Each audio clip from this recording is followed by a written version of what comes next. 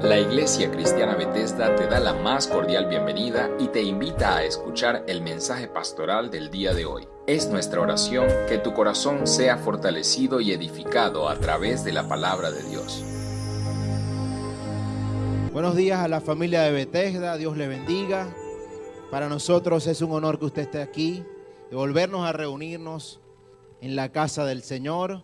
Queremos decirle que estamos transmitiendo en vivo a través de Facebook. Saludamos a todos los que nos siguen a nivel de Latinoamérica, de Estados Unidos, de Europa. Y vamos a dar un fuerte aplauso para que se pueda escuchar. Que hay una iglesia reunida en este lugar. Creo que está casa llena hoy. Le mandamos un cordial saludo de parte de los pastores Freddy y Arelis de Dávila, los cuales están en su casa, cumpliendo por la edad. Y algunos ancianos a veces se molestan porque no pueden venir, pero incluso hasta los pastores lo estamos cuidando. No es que lo estamos prohibiendo venir, sino queremos cuidarlo. Quiero de una vez promocionar esta revista que se llama Mejor Presente con Cristo. Es una revista donde se está relatando lo que hace la Iglesia Cristiana Bethesda, aunada a otras iglesias que están trabajando en medio de este tiempo tan difícil. Y esta revista cuesta $1.000.000. Para los que nos escuchan de fuera del país, pensarán que $1.000.000 es una gran cantidad. Pero $1.000.000 aquí en Venezuela es menos de $1. Si usted desea colaborar, usted colaborando con alguna de estas revistas, estará ayudando a todo lo que es la Gran Comisión, a todo lo que es la labor de Iglesia Crecimiento, la labor que hace la Fundación, la labor que se hace a nivel de evangelismo, para que el evangelio siga creciendo, siga proyectándose. Si usted quiere comprar los 6 tomos que trae, con $4 lo puede hacer. El hermano Pedro Luengo estará ya en la entrada o en la salida, cuando ya usted vaya a retornar a su hogar, y le está dando las indicaciones para realizar el pago si usted desea colaborar. Muy bien, vamos a la Biblia, al libro o a la carta de 2 de Corintios, capítulo 4, versículo 7.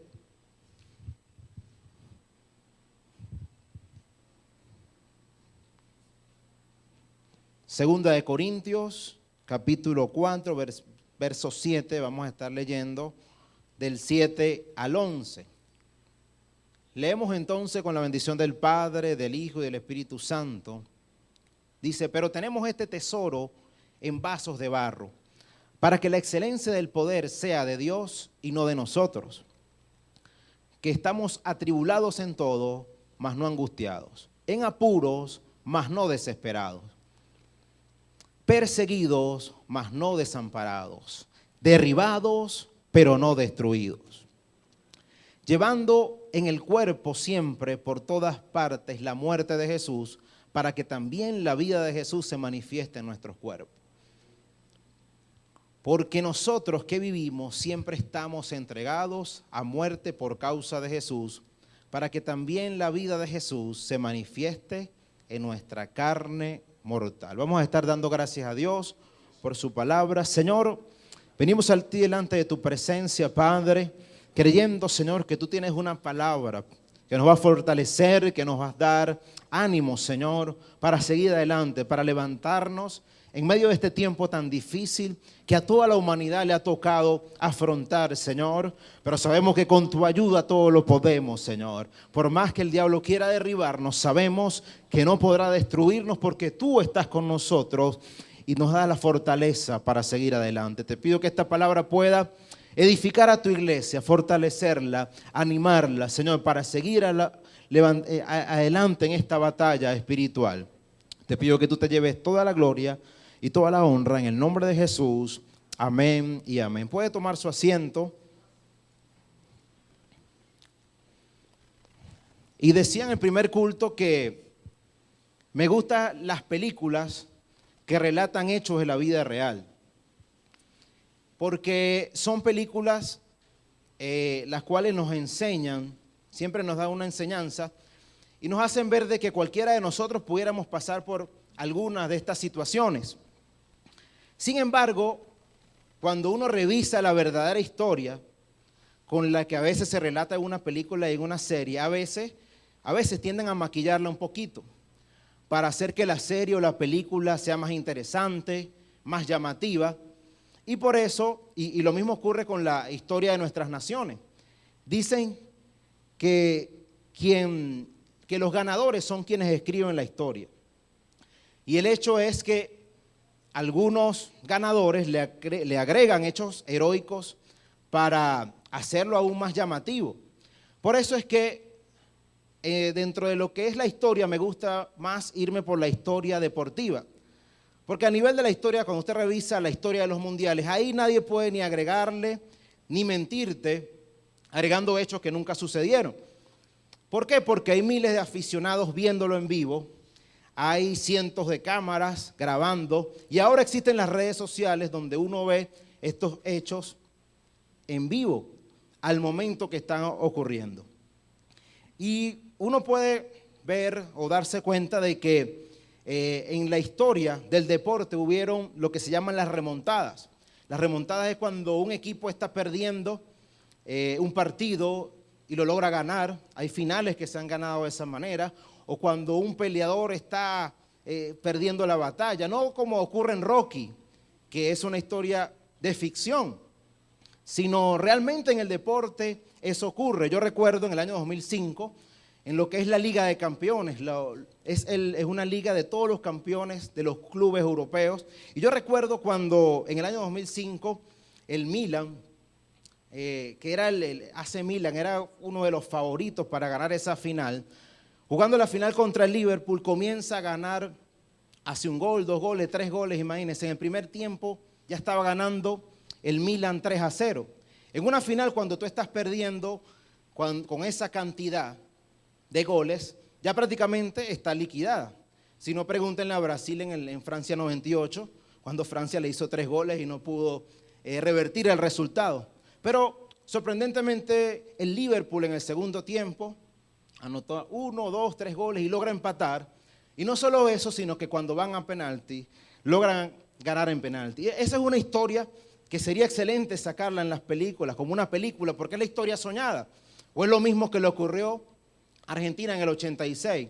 Si usted revisa cómo llegó a Argentina a ese mundial, es sorprendente ver cómo logra ganar ese mundial, cómo lo logra ganar de mano de Maradona, más allá de que después él con su vida moral dañó todo lo que hizo futbolísticamente. Pero es una historia soñada, una película soñada. Incluso la final que queda 3-2, después de estar ganando a Argentina 2-0, Alemania le remonta, le empata 2 y al final ellos terminan ganando. Es una historia tremenda.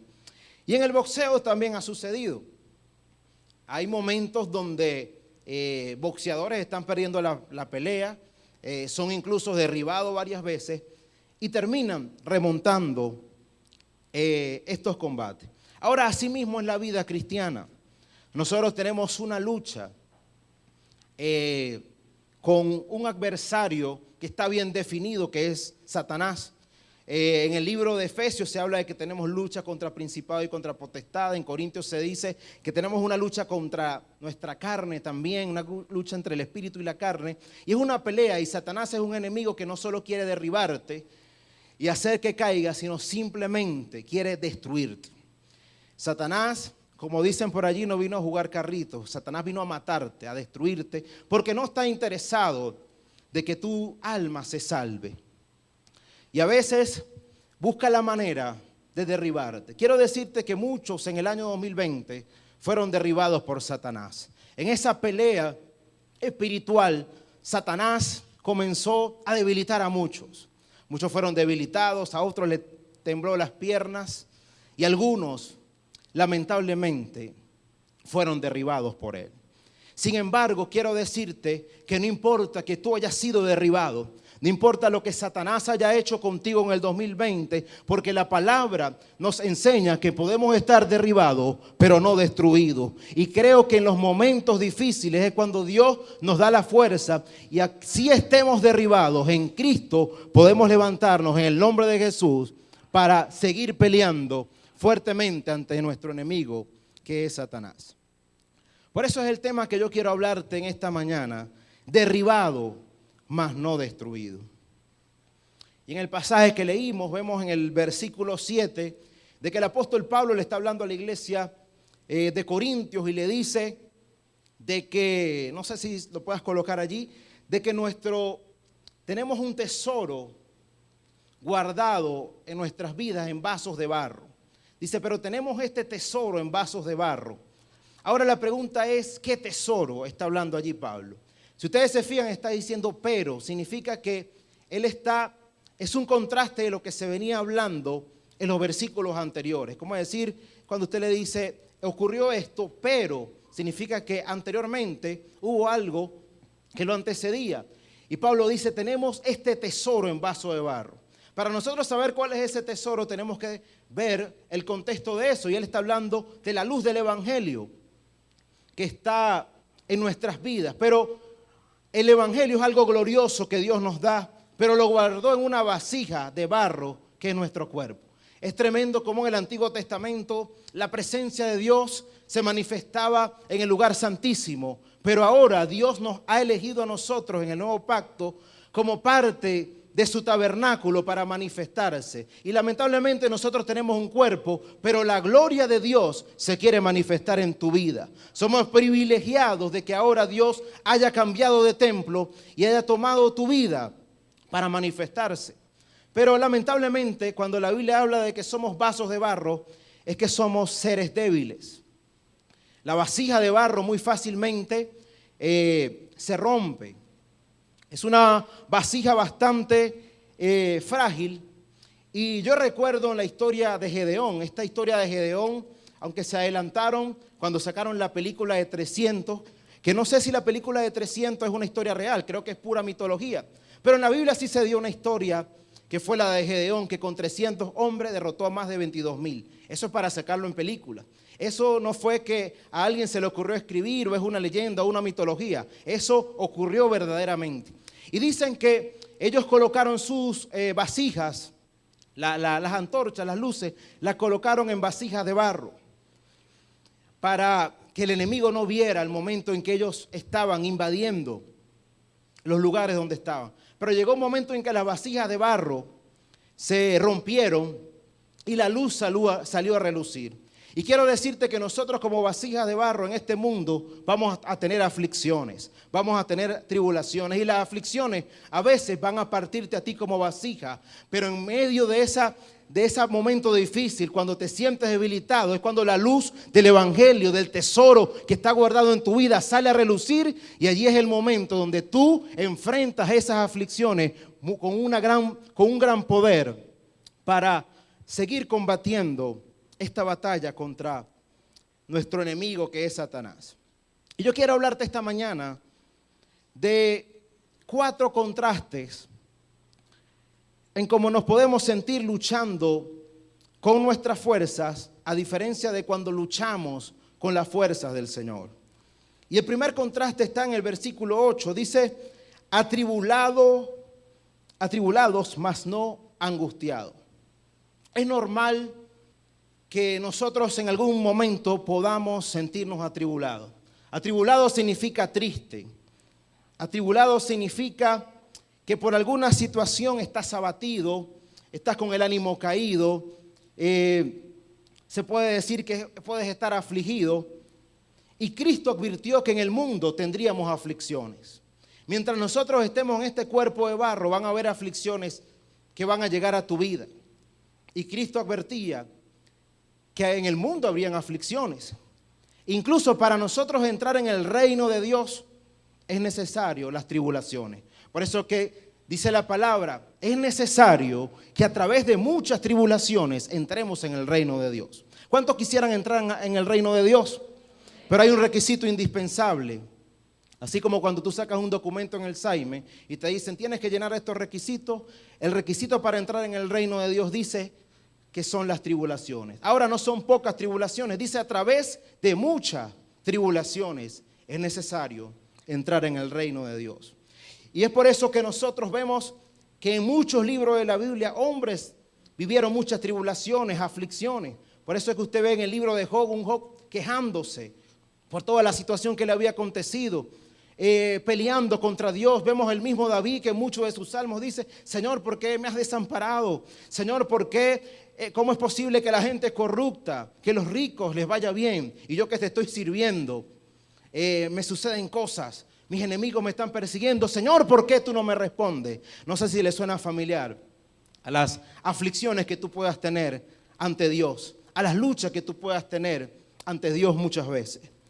Por eso es que existe también un libro llamado Las Lamentaciones de Jeremías, porque llega un momento en que la respuesta de Dios no llega a tiempo y entonces eso nos aflige de tal manera. Ahora, hay una línea delgada entre estar atribulado a estar angustiado. Imagínense que esta línea que está aquí, que divide el templo, es cuando tú estás atribulado. Hay aflicciones, hay tristezas. ¿Quién no está atribulado hoy en día? El mundo entero está pasando por una situación que nos trae mucha tristeza. El encierro hace que mucha gente se deprima. El 2 de enero, en la residencia donde vivo, recibimos una noticia de que un vecino se había ahorcado en pleno estacionamiento. Porque el encierro hace de que tus defensas se bajen y más bien tiendas a que el virus a ser más propenso para que el virus pueda alcanzarte, el no tener contacto con el sol, pero también te deprime. Y no solo eso, sino que ya hay una situación económica, la cual ahora no solo padece Venezuela, sino que es el mundo entero. Ya se habla de crisis en Estados Unidos, no solo económica, crisis social, crisis política, crisis de las instituciones. Y todo eso, aparte de eso, si te quedas en tu casa te puedes deprimir, pero si sales, corres el riesgo de contaminarte con un virus. Y no solo el contaminarte, sino el tema es que si te contaminas, el medicamento es muy costoso, tal vez para buscar a paliar esa enfermedad. Y no solo eso, sino ir a un centro de salud, incluso puede llevarte a la muerte. Entonces, eso causa aflicción en el venezolano, en el mundo entero. No es fácil o es muy fácil afligirse, deprimirse en medio de este tiempo. Ahora agrégale usted que estamos en un país llamado Venezuela que hace tiempo que estaba pasando por una crisis económica. Y agréguele también los problemas personales que usted tiene. Mujeres que están tal vez engordando, eso es un problema. Y usted como varón se está quedando calvo. Son problemas que usted no le cuenta a nadie, da risa, pero son problemas. O que tu hijo se está acercando a las drogas, está creciendo y tú estás viendo que está tomando el mal camino. O que tu matrimonio está mal. Imagínese, todo eso tiende a afligirnos. Ahora, hay una línea delgada entre afligirse, como lo dije, y angustiarse. Y Pablo dice, podemos estar atribulados, mas no angustiados. La angustia está de este lado. Y cuando nosotros cruzamos esa delgada línea, cuando las aflicciones y las tribulaciones te quitan la paz. Porque la angustia no es más que la intranquilidad o la preocupación que tú puedas tener ante una situación donde ya no puedes dormir. Incluso muchos de los que están aquí hoy domingo están pensando en el día de mañana, porque no vivimos sino que esperamos vivir. Ya usted está sacando cuenta de que mañana es lunes, de que mañana tiene que levantarse temprano. El lunes es el día más difícil de todos en la semana y enero es el mes más difícil de todo el año. Enero yo siempre le llamo el lunes del año porque es difícil y enero siempre rima con no tener dinero, sino que lo digan los que cumplen en enero, que pocas veces le regalan. Ahora, yo me he dado cuenta de que siempre en enero hay gente que se suicida. Porque el terminar un año te dice de que no cumpliste con las metas que tenías en el 2020. ¿Y cuántos dejaron cosas a media por toda esta situación? Muchos que de repente los botaron. Ahora, la angustia va de la mano de algo que se llama ansiedad. La ansiedad es una intranquilidad, es una preocupación por las cosas que podrían pasar, pero que aún no han pasado. ¿Cuántos de ustedes están preocupados por algo que podía pasar, que pudiera pasar, pero simplemente te traen tranquilidad antes de que ocurra? Y usted está pensando en el día de mañana. Y es tremendo porque el que se deprime está un poco más atado al pasado. Gente que logró mucho en el pasado y ve las fotos de los logros que hizo o cuando estaba joven, pero ahora ve que hoy en día no puede lograr lo mismo que logró cuando tenías cierta edad, y eso, pensar tanto en el pasado, te deprime. Pero a los ansiosos, la ansiedad viene más bien por el futuro, por el qué podrá ser de mi vida. Y si me botan del trabajo, y si de repente pasa esto con mi hijo, o si de repente mi esposo se va de la casa. Son situaciones que aún no han pasado, pero que ya te están angustiando. Y es tremendo vivir con la angustia, con la intranquilidad de lo que podrá pasar. Y sabe, el salmista David entendía esto. Y David decía, ¿por qué te abates, alma mía? Cuando hablamos de abatirse, es una tribulación, ¿por qué te abates, alma mía? ¿Por qué te turbas dentro de mí? Es decir, esa aflicción está dentro de él. Pero él mismo responde a su alma y trae la respuesta, dice, espera en Dios. Nosotros a veces tenemos que luchar con nuestra alma para que no se deprima, para que no se angustie. Y el David decía, espera en Dios. Qué difícil es esperar en Dios. Porque a veces la respuesta no llega. A veces la respuesta que está esperando para que la prueba termine no llega. Y esa angustia, esa aflicción hace que te angusties. Pero el mismo David dice, espera en Dios porque aún he de alabarle. A pesar de que estás pasando por aflicciones, aún habrá razones para que puedas adorar a Dios. Entonces vemos que David también vivía estas situaciones. Y sabe, muchas veces la ansiedad te lleva, tú dices, me van a botar. Y pasa el tiempo y verdaderamente te botan. Y lo que tú temías realmente ocurrió. Y esto fue lo que le pasó a Job.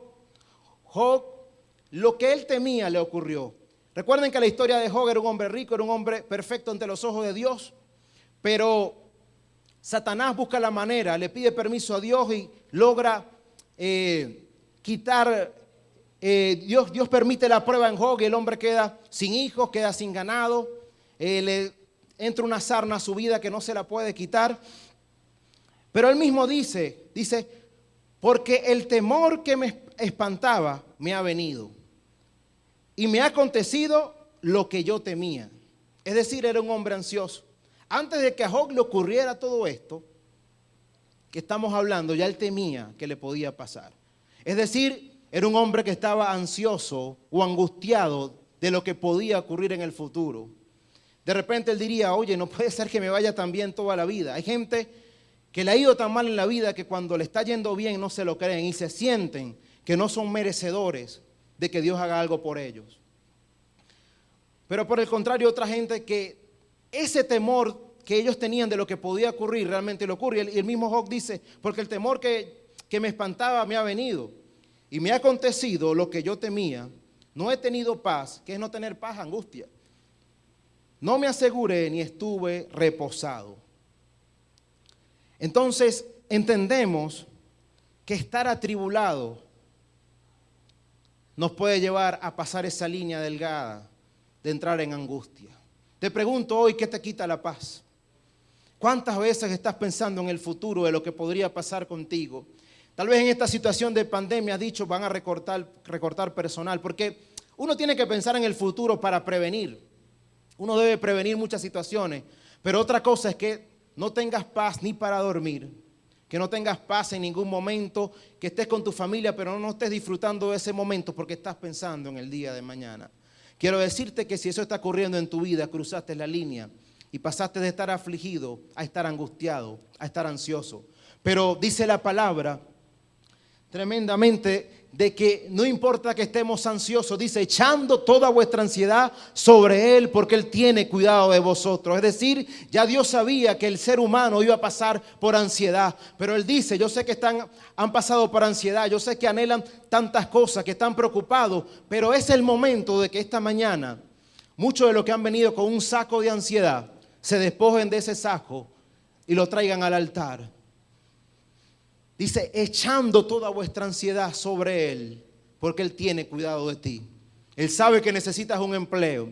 Él sabe que necesitas ropa para vestir. Él sabe que tu hijo necesita un cupo para seguir estudiando. Él sabe que tu hijo necesita calzado, que necesita vestido. Pues es el momento de que toda carga, de que toda ansiedad la puedas echar en manos del Rey de Reyes, el cual es tu Padre, el cual quiere que entiendas que eres su hijo y que sabe lo que necesitas.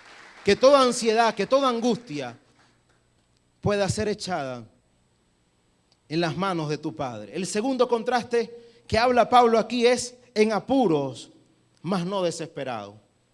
Estar en apuro es una situación de riesgo, una situación de límite. Es como cuando, imagínate cruzar de un edificio a otro por una cuerda floja. O imagínate por un puente de estos que colocan en las películas que son bien estrechos y bien inestables y que se mueven para todos lados. Eso es una situación de apuro, para ilustrarlo. Ahora, muchos personajes en la Biblia estuvieron en apuros. Uno de ellos fue Abraham, porque Dios le da a él la oportunidad, le dice que va a tener un hijo, ya era un anciano, era difícil que se diera el milagro, pero el milagro ocurrió.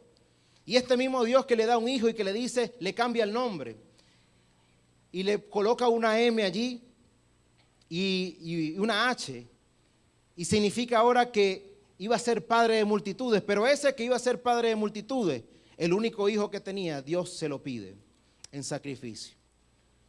Y él mismo tenía que sacrificar a su hijo. Imagínate lo que es estar en ese apuro que estaba Abraham en ese momento. Imagínate lo que él pensaba en el camino al momento de sacrificar a su propio hijo. Imagínate lo que Isaac le decía en el camino. Le decía, Padre, ¿a dónde vamos? Y yo me imagino que Abraham se recordaba de todos los momentos que había pasado con su hijo, que aún era un niño, pero tenía que sacrificarlo. Pero sabes, cuando estamos en apuros, también hay una delgada línea que nos puede pasar al lado de la desesperación. Tú puedes estar en apuros, pero no significa que estás desesperado. Y Abraham podía desesperarse y comenzar a reclamarle a Dios tantas cosas, decirle, Señor, ¿qué lógica tiene esto de que tú, el único hijo que me diste, ahora me lo estás pidiendo en sacrificio? ¿Acaso tú eres un Dios de doble moral? ¿Eres un Dios que no sabes qué estás haciendo, sino que lo que se te ocurre lo cambias de repente? Podía Abraham discutir con Dios, como tal vez muchos de nosotros estando en apuros hemos discutido con Dios, porque la prueba que estás pasando, tú estás esperando que llegue un ángel del cielo y te diga que ya terminó. Pero Abraham tomó la opción de no desesperarse, sino que tomó más bien la opción de adorar.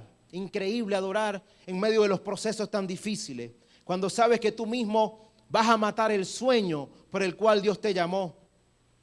Cuando Dios nos pide cosas que nosotros no estamos dispuestos a darle y estamos en esa lucha contra Dios, podemos desesperarnos. Pero Abraham no pasó esa línea de la desesperación, sino que comenzó a adorarle. Y en medio de esa oración, estando dispuesto a hacer lo que Dios le pidió, cuando estaba a punto de sacrificar a su hijo con el cuchillo en la mano, en esa situación de apuro, llega un ángel y le dice, espera, Abraham, ya sé que verdaderamente me amas, ya sé que verdaderamente me obedeces. Y el ángel llegó en el momento preciso para decir que la prueba había terminado. Le dijo, bienvenido a qué locura. Era solo una broma, estas bromas que a veces Dios hace con nosotros que no entendemos. Y yo no sé qué situación de apuros estés pasando tú, donde tú estás esperando que Dios mande a su ángel y que diga, ya terminó todo. Quería ver si verdaderamente eres fiel. Entonces, cuando esa respuesta no llega, comenzamos a desesperarnos. Cuando estás esperando que la respuesta venga de Dios y Dios parece que no se está ocupando de ti, que no te responde, y vemos allí a un David peleando contra Dios diciendo, Señor, ¿por qué no me escucha? ¿Por qué ocurre esto en mi vida? Entendemos de que David podía darnos mucha cátedra de lo que es estar en apuros. Y entonces cuando vemos que Dios nos responde, entonces, estando en apuros, cruzamos la línea y pasamos ahora a estar desesperados. La desesperanza es lo mismo, es muy parecido a estar en apuros, pero ahora yo veo la cuerda floja y no estás caminando por encima, sino que ahora te caíste y estás guindando. Ahí estás desesperado porque sabes que muy probablemente no te vayas a salvar, o que estés en el puente y ahora no estás caminando por encima, sino que estás guindado.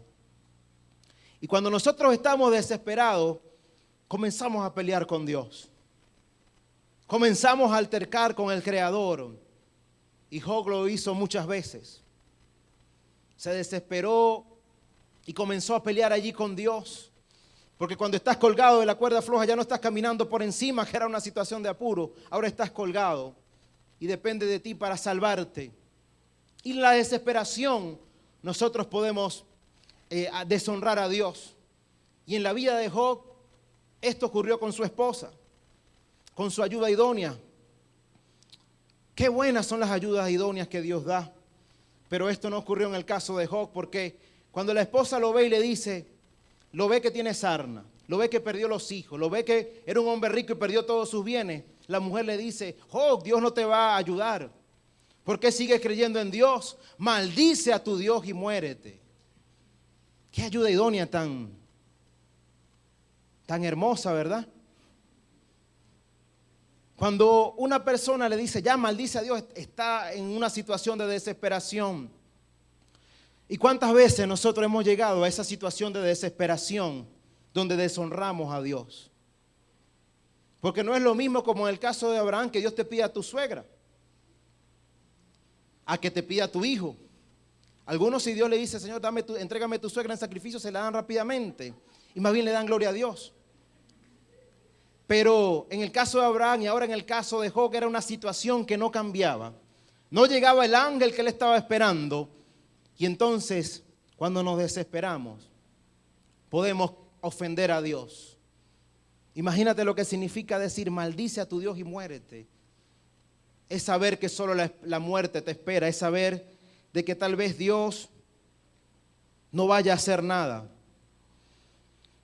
Y sabes, Daniel en el foso de los leones también estuvo en apuros, pero no se desesperó. Y hay situaciones en nuestra vida de aflicciones donde la desesperación llega. Pero tenemos que entender que Dios desea que nosotros confiemos en Él. No sé qué situación estés pasando tú, si estás en apuro o ya pasaste la línea de la desesperación. Ya le estás diciendo a Dios, Señor, ¿cuándo vas a dar respuesta a esto? Quiero decirte que confíes en Él porque Él es tu esperanza. Porque la esperanza es lo último que se pierde. Porque lo que lucha contra la desesperanza es la esperanza. Y a veces Dios, cuando no responde una oración, es porque está probando tu paciencia. Porque la paciencia es parte del fruto del Espíritu. Y nos cuesta ser pacientes. Pero quiero decirte que puedes estar en apuros, mas no desesperado, porque tu confianza está en Dios, porque Él es tu esperanza y está atento a tu clamor, a lo que pueda estar pasando en tu vida. El tercer contraste es que podemos estar perseguidos, mas no desamparados. Y el apóstol Pablo podía dar cátedra de lo que significa estar perseguido. Era un hombre que había sido encarcelado muchas veces por predicar el evangelio. Era un hombre que no solo eso, sino que había pasado por naufragios, había sido azotado. Hubo un momento en que fue arrastrado por toda una ciudad. Hubo un momento en que fue picado por una víbora. Es decir, pasó cualquier tipo de persecución que tú puedas imaginarte. Pero sabes, Pablo nunca se sintió desamparado por Dios. Y es por eso que en Filipenses 1:2 él dice, quiero que sepáis, hermanos, que las cosas que me han sucedido, es decir, toda la persecución, la cárcel, han contribuido más bien al progreso del evangelio. Qué tremendo es saber de que mientras Pablo era más perseguido, aún más ardía un fuego en su vida, la luz del evangelio en su corazón, a pesar de que la aflicción y la persecución hacía que su vasija de barro comenzara a quebrarse. En esos momentos donde él se sentía más perseguido, más angustiado, más afligido, más en apuro, era cuando la luz del evangelio brotaba en su corazón, más bien para predicar a otros. Fue tremendo cuántas veces Dios usó la persecución, más bien para que el evangelio progresara, para que el evangelio creciera. Y es allí donde tú te das cuenta que puedes estar perseguido, pero Pablo jamás se sintió desamparado por Dios, porque constantemente vio su gloria, constantemente vio cómo aún el evangelio seguía creciendo. Y sabes, estamos en una nación donde abiertamente o directamente no hay persecución. Pero sabes, ya en el mundo entero se está comenzando a censurar muchas cosas.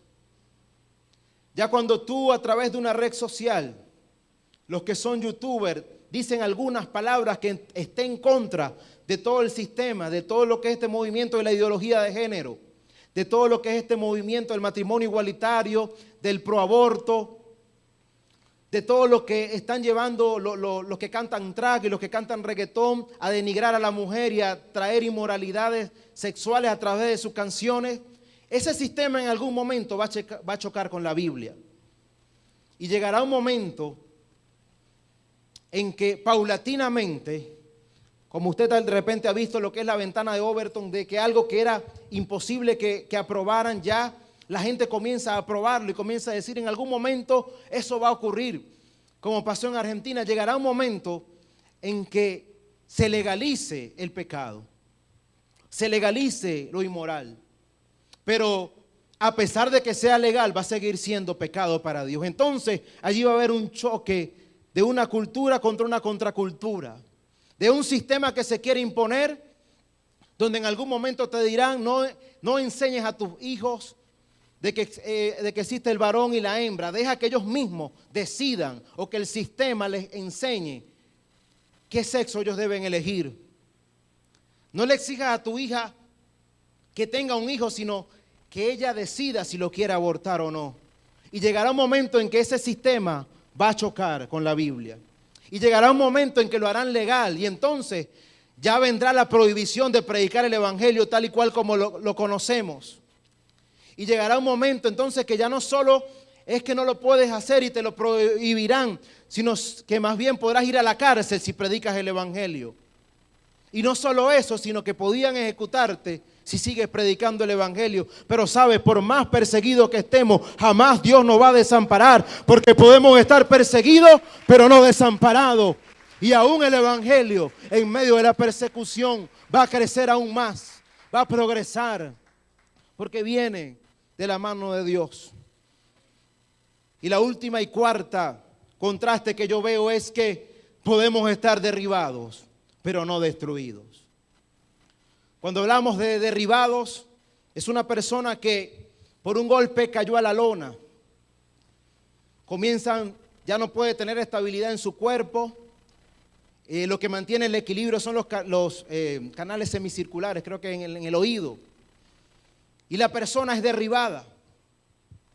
Pero sabes, estar derribado no necesariamente significa que ya estás fuera del combate. Hasta que la cuenta no llega a 10, tú tienes la oportunidad de levantarte. Y para ilustrarle esto un poco más, en el año 2005 ocurrió una pelea en Las Vegas, Nevada, donde, como les dije, el boxeo no es el deporte que más me guste, pero creo que es la mejor forma de ilustrar lo que significa estar derribado, pero no derrotado o destruido. Y en esa pelea estuvo un estadounidense llamado Corrales. Por supuesto fue un migrante que se nacionalizó estadounidense. Iba a pelear contra el campeón, que era un mexicano llamado Castillo. El favorito era el mexicano, era Castillo. Y para no hacer largo el cuento, en el cuarto round ocurrió algo, y es que Castillo comenzó a castigar de tal manera a Corrales, al estadounidense, que prácticamente perdió la visión. Los ojos lo tenía tan hinchados de que prácticamente no podía ver. Pero lo relevante y lo trascendente ocurre en el asalto número 10. Castillo, demostrando su fuerza, en una de esas le da un izquierdazo a Corrales y al momento cae a la lona.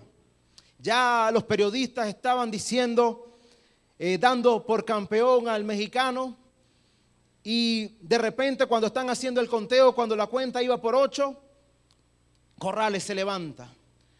Como puede, va a la esquina, habla con su coach, lo revisan y él dice que quiere continuar en la pelea. Y luego de esto el árbitro lo revisa, el referee, y ve que aún tiene condiciones y acepta que siga peleando.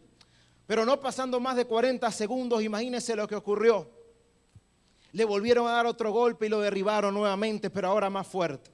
Ahora parecía que de verdad Corrales no se iba a levantar. Y de repente está el árbitro haciendo la cuenta y en el número, cuando iba por 9, se vuelve a levantar Corrales. Ya super mareado va a la esquina. Ya el COAS le dice, si tú quieres seguir peleando, ya es por tu propia responsabilidad, por tu propio riesgo, porque sabes que ante un golpe de esa magnitud puedes dañar tu carrera, puedes incluso morir. Pero Corrales se aprieta bien los guantes y dice, voy a seguir peleando. Ya Castillo lo daba por derrotado, ya decía, esto es trámite, solo quedan 2 rounds, voy a tratar de rematarlo en lo que quedan de este round 10. Y la pelea continúa, el referee lo permite y siguen dándose, Corrales sigue recibiendo, logra dar algunos, pero en algún momento ya de repente entregado, Corrales comienza, y esto es una historia de la vida real, esto no es una película que yo vi o no es Rocky, esto ocurrió verdaderamente. Y vemos que está allí Corrales y comienza a lograr propinar algunos golpes. Y en una de esas, en una combinación tremenda de golpes, comienza a hacerle daño a Castillo y comienza a darle en la cara y le da de tal forma que Castillo queda fuera de combate. A pesar de que había sido derribado, no fue destruido, no perdió la batalla. Mucho en el 2020 el diablo vino con depresión y a muchos los tambaleó. Vino con un óper de enfriamiento y a muchos le temblaron las piernas. Vino también con adulterio para destruir matrimonios y a muchos los hizo caer. Pero yo no sé cómo terminó tu 2020. Si tú terminaste firme peleando o terminaste en la lona. No sé si en el 2020 tú estuviste a punto de entregar, de tirar la toalla. No sé si tú terminaste derribado, pero quiero decirte que puedes estar derribado, pero no significa que estés destruido. Aún la cuenta no ha llegado a 10. Aún Dios desea hacer cosas grandes contigo. Y es el tiempo en que te levantes con poder. La Biblia dice, despiértate tú que duermes, levántate de los muertos y te alumbrará Cristo. La pelea aún no ha terminado. Aún por más de que estés derribado, Dios puede darte la fuerza. Dios puede recordarte que en ti hay un tesoro. A pesar de que eres vaso de barro, la luz del glorioso evangelio puede estar en tu vida para levantarte en el nombre de Jesús. Yo quiero que ponga atención a este video, donde usted va a ver en imágenes lo que yo estuve relatando de esta pelea y va a entender más gráficamente lo que significa estar derribado, pero no destruido.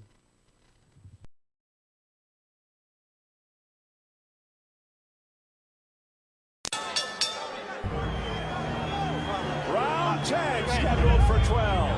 Time, get over it. Go, time in, let's go.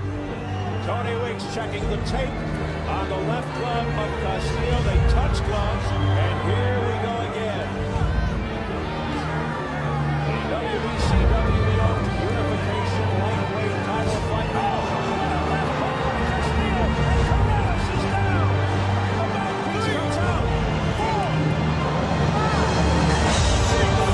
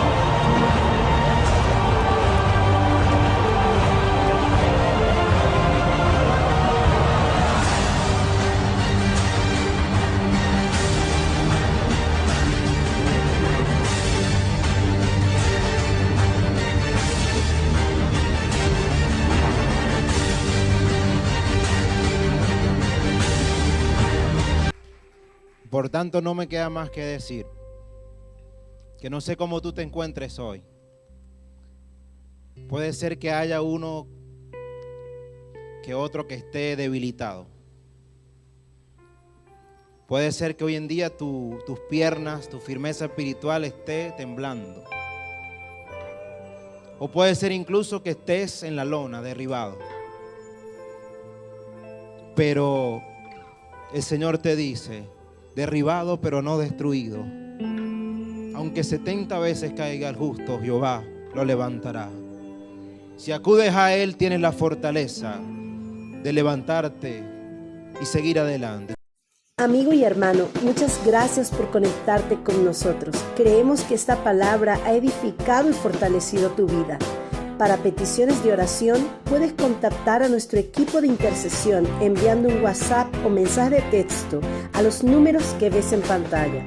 Puedes suscribirte a nuestro canal oficial en YouTube y activa las notificaciones para que te enteres de todas nuestras publicaciones. También puedes seguirnos en nuestras redes sociales y dejarnos tus comentarios. Aquí te dejamos nuestros datos para tus donaciones, diezmos y ofrendas. Recuerda, Bethesda, tu casa de misericordia. Dios te bendiga.